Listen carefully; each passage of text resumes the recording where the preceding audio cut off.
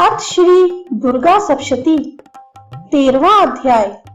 सुरथ और वैश्य को देवी का वरदान।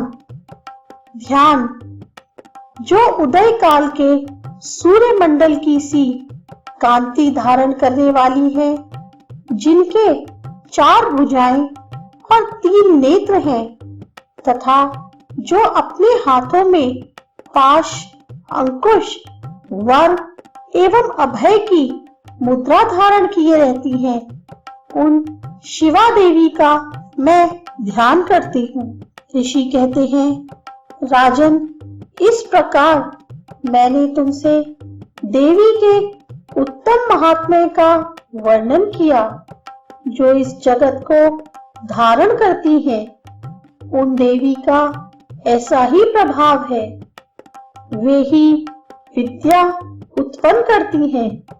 भगवान विष्णु की माया स्वरूपा उन भगवती के द्वारा ही तुम ये वैश्य तथा अन्यान्य विवेकी जन मोहित होते हैं, मोहित हुए हैं तथा आगे भी मोहित होंगे।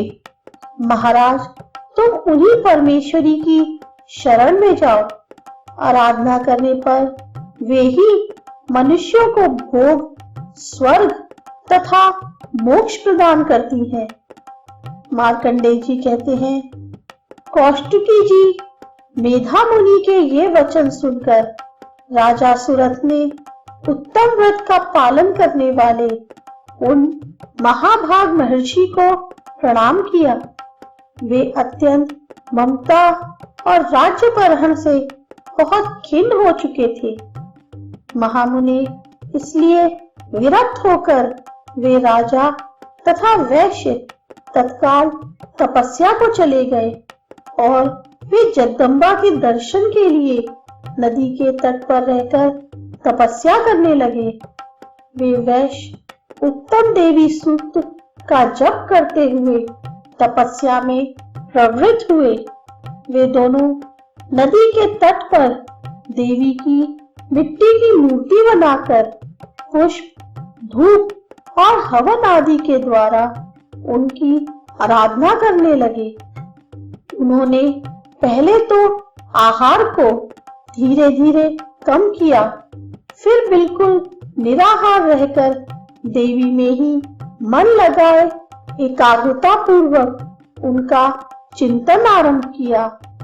वे दोनों अपने शरीर के रक्त से प्रोक्षित बलि देते हुए लगातार 3 वर्ष तक संयम पूर्वक आराधना करते रहे। इस पर प्रसन्न होकर जगत को धारण करने वाली चंडिका देवी ने प्रत्यक्ष दर्शन देकर कहा। देवी बोली, राजन तथा अपने कुल को आनंदित करने वाले वैश्य, तुम लोग जिस वस्तु की अभिलाषा रखते हो वह मुझसे मांगो, मैं संतुष्ट हूँ, अतः तुम्हें मैं सब कुछ दूंगी।